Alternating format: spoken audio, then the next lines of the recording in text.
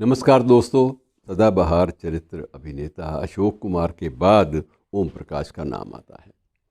ओम प्रकाश को याद करना इसलिए ज़रूरी लगता है कि यही दिन थे जब जन्म हुआ था, दिसंबर का महीना था और 1919 में जन्म हुआ था। और 1919 में जन्मे ओम प्रकाश को सदाबहार इसलिए भी कहा जाता है कि वो हर रूप में हावी हो जाते थे। कई बार ये सबसे पहली बार महसूस किया गया कि ये चरित्र अभिनेता, ये करेक्टर एक्टर कई बार मुख्य जो पात्र हैं, जो नायक है फिल्म का, उस पर भी हावी हो जाता है और लगता है कि ये जो कुछ भी ओम प्रकाश ये मतलब इसी पर ही ज़्यादा केंद्रित फिल्में हो जाती थीं। और ऐसे महान चरित्र अभिनेता जिन्हें सदाबहार चरित्र अभिनेता के रूप में याद किया जाता है, क्योंकि बाकी दर्जा तो अशोक कुमार ले चुके हैं पहले ही, तो इनका नाम जो मूल रूप से था ओम प्रकाश बख्शी था।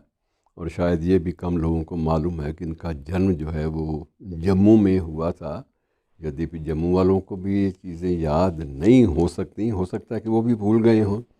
और शुरुआती दौर में इन्होंने जो अपनी ज़िंदगी की जो पहला जो चरण था वो एक रेडियो सिलोन पर छोटी मोटी नौकरी प्राप्त कर ली और उसके ज़रिए अपना गुजारा ये करने लगे।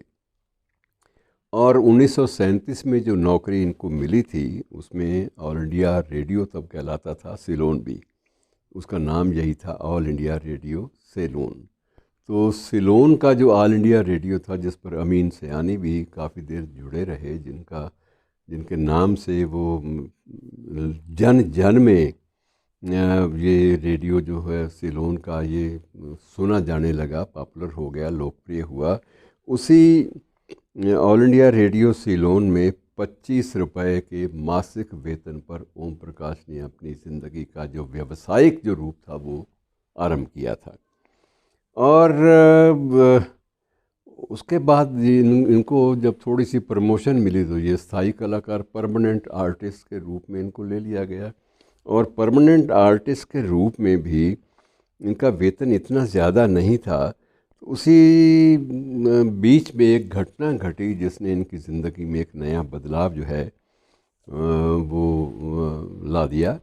वो घटना ये थी कि ये उस वक्त ये द्वितीय महायुद्ध चल रहा था और ओम प्रकाश रावलपिंडी से लाहौर जा रहे थे। ये इत्तेफाक की बात है, संयोग की बात है, लेकिन ऐतिहासिक घटना है। और रेलगाड़ी जो थी उस वक्त फौजी जवानों से ठसाठस भरी हुई थी। इतनी थी कि उसमें पाँव रखने की, जिसे आप कहते हैं ना मुहावरा कि तिल भर पाँव रखने की जगह भी नहीं होती, तो वही स्थिति वहाँ थी। इतना ज़्यादा फौजी जवान भरे हुए थे कि उनके बीच में जगह बनाकर खड़े होना ये भी बड़ा मुश्किल था। और ओम प्रकाश के पास ये भी था कि उनकी व्यवस्था भी थी, उन्हें जाना भी ज़रूर था।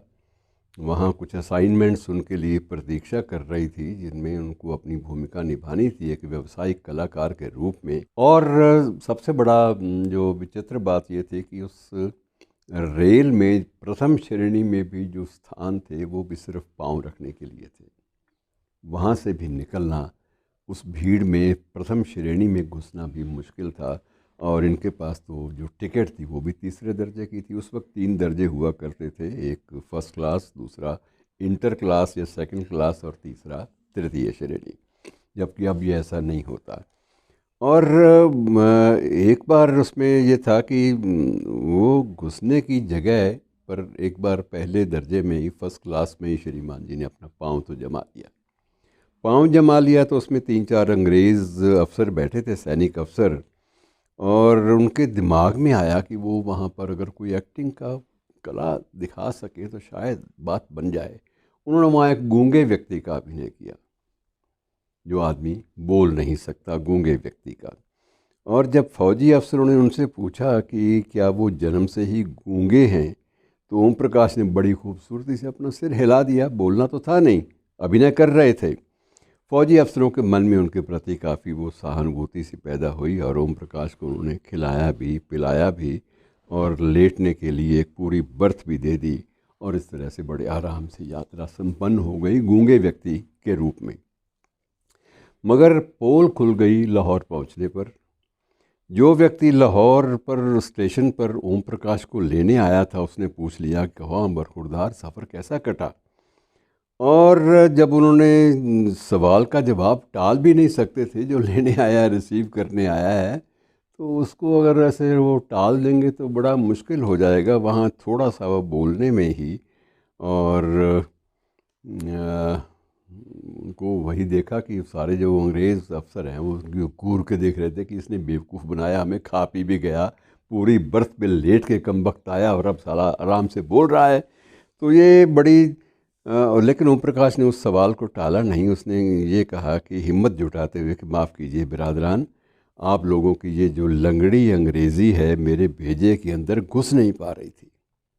जो आप अंग्रेज़ी बोल रहे थे आप ठीक ठाक तो बोल नहीं रहे थे, आप टूटी फूटी अंग्रेज़ी मारे जा रहे थे, और वो मुझे समझ में नहीं आ रही थी कि मैं क्या करूं। तो उस वक्त ये था कि मुझे गूंगे का अभिनय करना ही ज़्यादा अच्छा लगा कि इससे तो अच्छा है कि आदमी गूंगा रहे। गलत अंग्रेज़ी बोलने की बजाय गूंगा रहना जो है वो श्रेयस्कर है। और वैसे ये भी आप समझ सकते हैं कि आपकी अंग्रेज़ी मुझे समझ में नहीं आती, तो उस अंग्रेज़ी में बात करने का मेरे में इतना साहस कैसे हो सकता था, जो भाषा मैं समझ समझ ही नहीं पा रहा और जो मुझे आप समझा नहीं पा रहे, जिसके माध्यम से कोई अर्थ आप मेरे सामने दे नहीं पा रहे। और इस प्रकार से जब उन्होंने अंग्रेज़ी बोलना शुरू किया तो वो ऑफिसर भी, जितने भी थे सैनिक अधिकारी, वो भी दंग रह गए कि आदमी इतनी फ्लुएंट, इतनी प्रवाह में अंग्रेज़ी बोल रहा है कि जैसे ये पूरा अंग्रेज़ी ख़ानदान से किसी से है या फिर ये किसी अंग्रेज़ी संस्थान से ही पढ़ के आया है।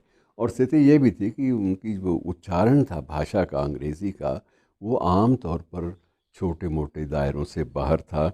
बाकी उनकी जो चित्र, जो उनके बहुत ज़्यादा जो लोकप्रिय हुए, उनमें दासी फिल्म थी 1950 की, और दासी फिल्म के लिए इन्हें 80 रुपये मासिक वेतन पे रखा गया था।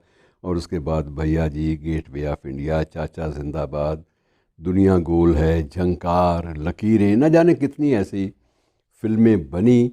और बहुत सी फिल्मों में इनका जो भूमिका थी वो बड़ी अमर सी हो गई। बाद में जूली फिल्म आई तो जूली, चुपके चुपके, शराबी, नमक हलाल, इन फिल्मों में तो इनका किरदार बहुत ही ऊंचाइयों पर चला गया था। तो ऐसे अभिनेता को हम भूल कैसे सकते हैं। धन्यवाद।